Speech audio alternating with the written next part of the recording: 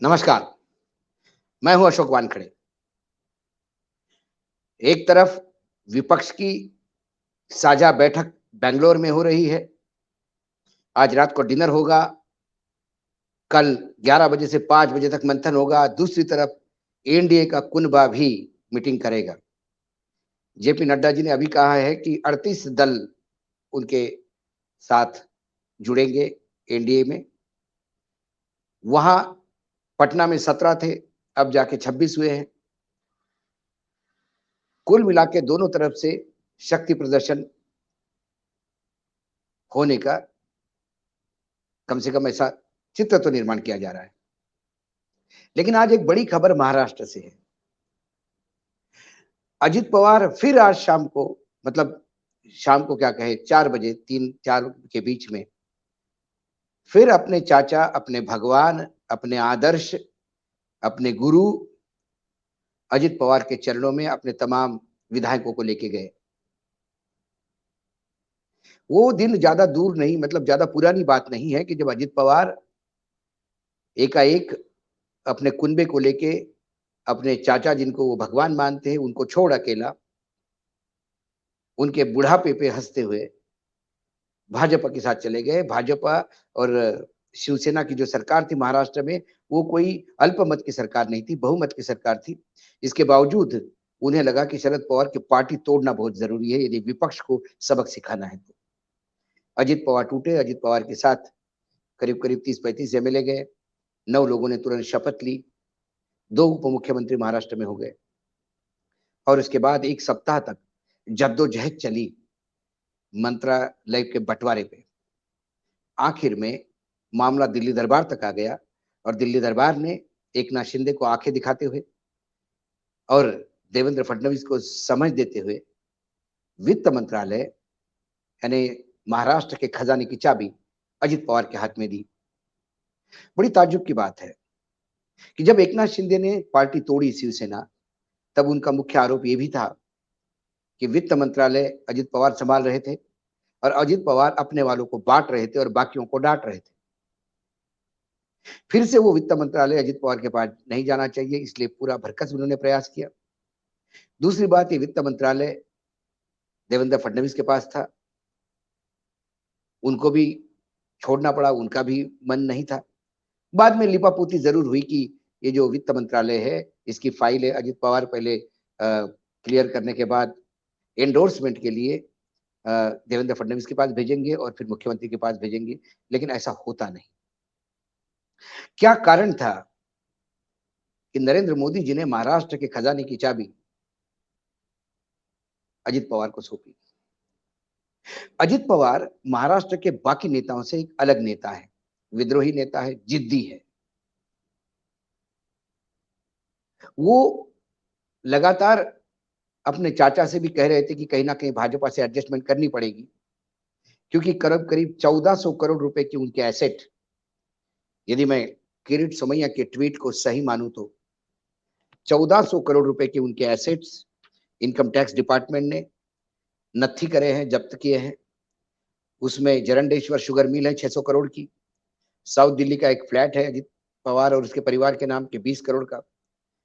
निर्मल office है जो पार्थ पवार के नाम का है, उसमें 25 करोड़ का बताया जाता है। गोवा रिसोर्ट है निलाय, वो करीब करीब 200-250 करोड़ का है। बाकी विभिन्न प्रदेशों में जो जमीनें हैं वो है। अजित पवार, उनकी माँ आशाताई पवार, उनका बेटा पार्थ पवार, उनकी पत्नी सुनेत्रा पवार, उनकी बहन विजया पाटिल, नीता पाटिल और दामाद मोहन पाटिल, ये सभी रडार पे है। इनको नोटिस इशू हुए हैं। इस परिवार पे करीब करीब 70 से ज्यादा छापे पड़े हैं अब तक और कुल मिलाकर 27 जगहों पे छापे पड़े हैं ये। तो अजित पवार ईडी से परेशान थे। मामला बेटे तक आ जाए तो फिर बाप का दिल हिलता है। और कुल मिलाकर विपक्ष की एकता के लिए जो शरद पवार और नीतीश कुमार दोनों मिलकर काम कर रहे थे, कहीं ना कहीं शरद पवार और नीतीश कुमार दोनों को अपने घर पे ही उनके औकात दिखाने का प्रयास सरकार कर रही थी।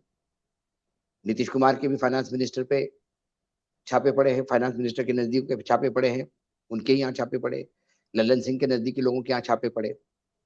लेकिन ये जो तरकश के तीर है केंद्र सरकार के, खासकर 2014 के बाद जो उनके अस्त्र शस्त्र करके उपयोग में लाया जा रहा है, ईडी, इनकम टैक्स, सीबीआई, ये कहीं ना कहीं महाराष्ट्र में भी नाकाम हुई। पार्टी जरूर टूटी, विधायक साथ में चले गए, लेकिन जनमानस और मतदाता आज भी शरद पवार को हीरो मानता है। हाल ही में सर्वे में बताया गया कि शरद पवार के पास 80% आज भी एनसीपी के समर्थक शरद पवार के साथ है, और कुल मिला के अजित पवार साथ में आने के बाद भी 40% का आंकड़ा एकनाथ शिंदे, देवेंद्र फडणवीस और अजित पवार मिलकर नहीं क्रॉस कर पाए, जहां महाविकास आघाड़ी 50+ है। कुल मिला के एडवांटेज शरद पवार हुआ। 2019 में ऐसी ही गलती बीजेपी ने की थी, एक ईडी की नोटिस शरद पवार को दी थी और उन्होंने पूरे चुनाव के नतीजे पलटा दिए थे। वो बरसात में उनका घूमना, लोगों के बीच में जाना, यूथ को अपने साथ जोड़ना। तो कुल मिलाकर शरद पवार को हतोत्साहित करने के लिए, उनको अपने ही घर में घेरने के लिए बीजेपी ने पार्टी तो तोड़ी, लेकिन इसमें नुकसान बीजेपी का ज्यादा दिखाई देता है। और फिर अजित पवार जैसे आदमी को संभालना ये बहुत टेढ़ी खीर है। वर्तमान महाराष्ट्र की सरकार में मुख्यमंत्री एकनाथ शिंदे, उप मुख्यमंत्री देवेंद्र फडणवीस, इन पे भारी अजित दादा पड़ते हैं, ये तो बात दो मत, इसमें कोई नहीं। अजित पवार ने अपने लिए तो अर्थ मंत्रालय ले ही लिया, लेकिन अपने बाकी साथियों के लिए भी अच्छे खासे मलाईदार डिपार्टमेंट उन्होंने लिए। कहीं ना कहीं शिंदे के यहाँ उसका असंतोष है, लेकिन शिंदे अब बीजेपी के लिए बैगेज हो गए हैं। उन्हें इस बात का इल्म हो गया कि शिंदे के साथ एमएलए तो थे, एमपी तो थे, लेकिन फिर मतदाता और कैडर जो है शिवसेना का आज भी उद्धव के साथ है। शिंदे के जाने के बाद, विद्रोह के बाद, उद्धव फिर से उठ के खड़े हो गए और ज्यादा ताकत के साथ सहानुभूति की लहर, वही सहानुभूति लगातार उनको भी मिलती आ रही है देव अपने शरद पवार को। अब पिछले 3 दिनों में क्या घटनाक्रम हुआ? 2-3 दिन पहले शरद पवार की पत्नी का हाथ का ऑपरेशन हुआ। वो ब्रिज कैंडी से सिल्वर ओक अपने बंगले पे वापस आई। अजित पवार ने रात को फोन किया, सुप्रिया जी ने बताया कि हम दादा आप घर पे हैं। तो अजित पवार रात को अपने चाची को देखने गए। ये पवार परिवार बहुत क्लोज निट परिवार है।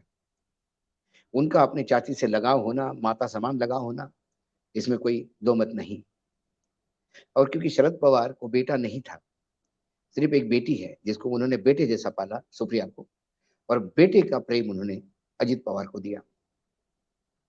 तो अजित पवार का वो स्नेह उन्हें अपने चाची के लिए जाने के लिए मजबूर हुए। अजित पवार गए, चाची का हालचाल पूछा। संडे के दिन जब उन्हें पता पड़ा कि शरद पवार ऑफिस में बैठे हैं, तो ये तमाम मंत्री और जो कुछ विधायक साथ में थे, ये जाके शरद पवार को मिले। शरद पवार को भी पता नहीं था कि ये लोग आएंगे। तुरंत उन्होंने अपने पार्टी के जो अध्यक्ष है जयंत पाटिल, उन्हें फोन किया। जयंत पाटिल सारे सर्वदलीय मीटिंग में बैठे हुए थे, क्योंकि आज से महाराष्ट्र का विधानसभा सदन शुरू हो रहा है। वो भागे भागे आए, और जब शरद जी ने कहा कि ये लोग आए हैं, तो इन लोगों ने कहा कि हम तो माफी मांगने के लिए आए हैं, हम खंत, मराठी में बोले खंत माग वाटते म्हणून आलो। इसका मतलब है कि मुझे, हमें शर्म आ रही है कि हमने गलत किया, उसके लिए आए हैं। हम आपका आशीर्वाद चाहते हैं और पार्टी एक करे, हो ऐसा कुछ आप करिए। शरद पवार ने उन्हें बाहर नहीं निकाला। शरद पवार ने महाराष्ट्र में मैसेज दिया कि वो इनके जैसे बदतमीज नहीं, जो इनकी उम्र को लेकर शरद पवार के मजाक उड़ा के शरद पवार जी को अकेला छोड़ के चले गए। शरद पवार चुप रहे। बाहर आके प्रफुल्ल पटेल ने कहा कि हमने बहुत सारी बातें शरद जी को कही, लेकिन शरद जी ने एक शब्द भी नहीं कहा।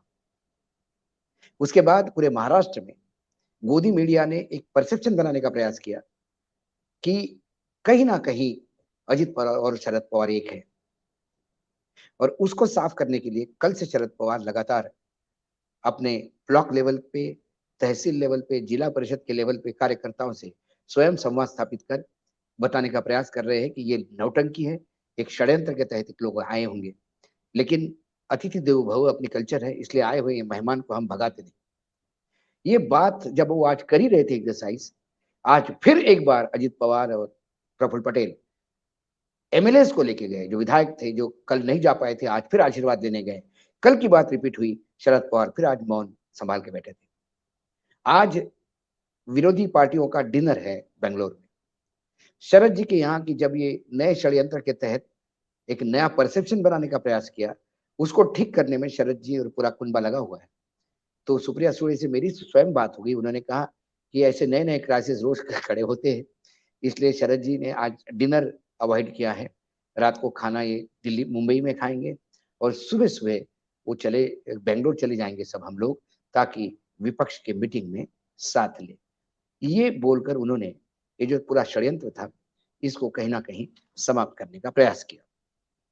दूसरी बात, ये जो लगातार भाजपा को क्यों ज़रूरत पड़ी अजित पवार को तोड़ने की? क्या उनके पास बहुमत नहीं था? क्या एकनाथ शिंदे कोई बदतमीज़ी कर रहे थे? ऐसा क्या कारण था कि जिसकी वजह से इनको शरद पवार को मतलब अजित पवार को साथ में लेना पड़ा? अजित पवार के साथ जो लोग आए, उनमें से बहुत सारे लोग आईटी के रडार पे है, ईडी इनकम टैक्स और ईडी के रडार पे। उदाहरण के तौर पे जिस फ्लैट में प्रफुल्ल पटेल अभी रह रहे हैं, वो न्यायालय के परमिशन से रह रहे हैं, क्योंकि वो भी प्रॉपर्टी ईडी ने उनकी सीज़ की हुई है। इकबाल मिर्ची जैसे लोगों के साथ उनके संबंध ईडी ने स्थापित करने का प्रयास किया। उनकी बहुत सारी संपत्तियाँ जब्त हैं, वो बड़े रडार पे हैं। 800 रुपए करोड़ के घोटाले के रडार पे छगन भुजबल है, जो उनके साथ गए। दूसरी ओर सुनील तटकरे, ये परिवार भी ईडी के रडार पे है। इनके खिलाफ बहुत सारे कंप्लेंट्स हैं। कुछ कंप्लेंट्स, इनके सारे कागज़ात तो बीजेपी के ही नेताओं ने किरीट सोमैया जैसे लोगों ने सामने लाकर महाराष्ट्र को बता दिया कि ये कितना भ्रष्ट परिवार है। वो भी साथ में मजबूरी में आया। हसन मुशर्रफ, जिनके ऊपर रेड हुई थी और जो ज़मानत करने के लिए भाग रहे थे, वो भी आ गए। मतलब कल तक जो भ्रष्ट थे, 70,000 करोड़ का घोटाले के आरोप जिनके स्वयं प्रधानमंत्री नरेंद्र मोदी ने 3 दिन पहले किए, वही भ्रष्टाचार युक्त लोग फिर से बीजेपी का दामन थामते हुए नजर आ रहे हैं और अब वो पाक साफ हो गए हैं। ताज्जुब की बात होती है कि बीजेपी किस भ्रष्टाचार से लड़ने की बात करती है। जिस अजित पवार को जेल में डाल के चक्की पिसिंग एंड पिसिंग ऐसा काम करवाने वाले का दावा भरने वाले, दम भरने वाले अजित पवार अब अजित दादा का बुके लेके स्वागत करते हैं। ये राजनीति का ये एक घिनौना स्वरूप है जो लोगों के सामने आ जाता है। उसके बाद जब मैंने पूछा किसी बीजेपी के एक वरिष्ठ नेता को कि ऐसा क्या हो गया है आपको कि आपको अजित पवार की जरूरत पड़ी, तो उन्होंने हंसते हुए कहा, महाराष्ट्र में पैसा बहुत है, फाइनेंशियल कैपिटल है मुंबई, शायद बीजेपी के पास या हम लोगों के पास वो एक्सपर्टाइज नहीं है कि भ्रष्टाचार करके पैसा कैसा कमाया जाता है। तो वो भ्रष्टाचार सीखने के लिए शायद इन भ्रष्टाचारियों को हमारे पार्टी में जगह दी होगी। ऐसा एक व्यथित होके बीजेपी का सीनियर नेता बोल रहा था, जिन्हें लगता है कि ये नए लोग आने से हम कहीं ना कहीं हाशिए पे पड़ गए। अजित पवार को एक बात तो समझ में आ गई कि एमएलए विधायक उनके साथ है, ईडी के डर से बहुत सारे लोग साथ में हैं, लेकिन जनमानस में उनकी प्रतिमा नहीं है। महाराष्ट्र की राजनीति में शरद पवार एक क्षेत्रप है, पश्चिम महाराष्ट्र के, लेकिन शरद पवार महाराष्ट्र के सबसे बड़े नेता भी हैं। जब शरद पवार पे कोई बात आती है, तो फिर महाराष्ट्र के उस क्षेत्र से भी जहां शरद पवार का कोई वजूद नहीं, वहां पे भी लोग शरद पवार के साथ खड़े होते हैं, क्योंकि ये मराठी अस्मिता की बात है। लेकिन अजित पवार, जो शरद पवार के बाद सबसे ताकतवर नेता थे राष्ट्रवादी कांग्रेस में, उनका हश्र एक शून्य के जैसा है। एक के ऊपर शून्य लगते से वो 10 हो जाता है और एक का डंडा जैसे ही खत्म हो जाता है, वो शून्य शून्य हो जाता है। तो शरद पवार के साथ अजित पवार 10 हो जाते हैं, शरद पवार माइनस अजित पवार 0 हो जाते हैं। अजित पवार सबसे ताकतवर नेता होंगे, यकीनन होंगे, लेकिन फिर जब राजनीति से पूर्ण रूप से शरद पवार संन्यास लेंगे। अब 2 बातों के तहत ये लोग बार-बार जा रहे हैं। एक तो इनको डर लग रहा है कि शरद पवार यदि अपने ताकत के साथ उतरेंगे, तो इनमें से शायद 2% लोग भी विधानसभा वापस नहीं जाएंगे। ये डर है। और दूसरा, कहीं ना कहीं क्योंकि अभी वो पूर्ण रूप से 2 गुजरातियों के हाथ खेल रहे हैं, जो दिल्ली से गेम प्लान कर रहे हैं। वो कहीं ना कहीं महाराष्ट्र में मतदाताओं को एक कंफ्यूजन की स्थिति में है। शरद पवार के बारे में हमेशा ये बात कहती थी कि शरद पवार कभी भी यू टर्न ले सकते हैं। इसी बात का फायदा उठाते हुए बार बार मिलना, बार बार कहना कि हमारे भगवान है। आज एक उनके एमएलए ने कहा जो शरद पवार जी के साथ है, भूसे, उनने कहा कि अरे भाई ये काहे के भगवान हो गए आपके? भगवान को तो मंदिर में उठा के आपने फेंक दिया और नए भगवान नरेंद्र मोदी को स्थापित कर दिया। अब ये फिर वापस कैसे पुराने भगवान के पास आ रहे हैं? यदि पुराने भगवान के पास आना होगा, तो जो नई मूर्ति आपने रखी है, उसका विसर्जन करना होगा। वो तो हो नहीं पाएगा। तो कुल मिला के एक स्थिति ऐसी कन्फ्यूजन की बनाई जाए, लेकिन ये शरद पवार हैं। ऐसे कई दाँव उनके सामने पहलवानों ने लगाए और उन्होंने हमेशा जीत हासिल की है। मुझे लगता है कहीं न कहीं यही बेचैनी है, जो इनको लगातार ये हथकंडे अपनाने का मजबूर करती है। अब अजित पवार शरद पवार को मिलने भी आ रहे हैं।